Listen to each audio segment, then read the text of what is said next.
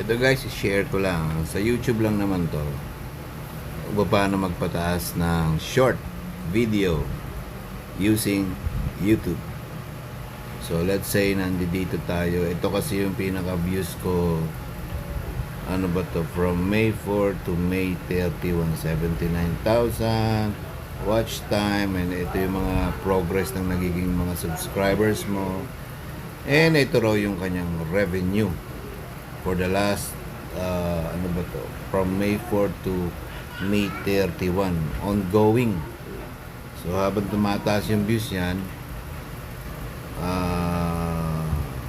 nasa na ba tayo, tumataas din yung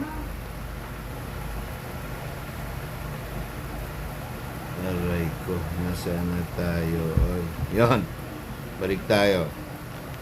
Tumataas din yung inyong revenue. Now, punta tayo dito. And paano nagpapataas ang view? Kunwari, punta tayo dito sa may real time. 4,419 views na siya. Click natin yan. Ito, pag nirefresh ko to, yan, 435, 4,439, 4,441 views, 443. Yan, o kada refresh ko, tumataas siya ng tumataas. Ibig sabihin, ganyan ka-progressive yung mga taong nanonood sa'yo. Pero, ano nga ba ang technique? Yan, may technique yan. Para lang to sa mga short feeds, ha.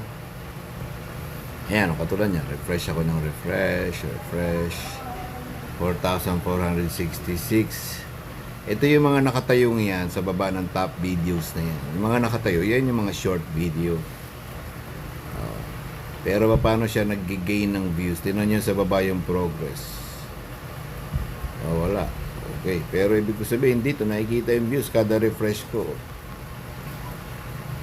Ang technique lang dyan, simple lang. Mag-upload ka ng video for about 15 to 30 seconds. Video. Mga walang kabagay-bagay. Hindi naman walang kabagay-bagay. Halimbawa, katulad itong pet lover na to. May nakunan lang ako nito sa mall. Yan, kada refresh ko tumataas ang tumataas. May nakunan lang ako nito sa mall. May bit-bit lang siyang pet. Kinunan ko lang. Pero yung pet lang naman. Then, simple. Yan, yun ang ilagay mo sa title. Pet lover. Then, make a 2 hashtag lang. Kung ano yung subject ng kinukunan mo, yun din ang i-title mo. Let's say, pets. Hanapin mo yung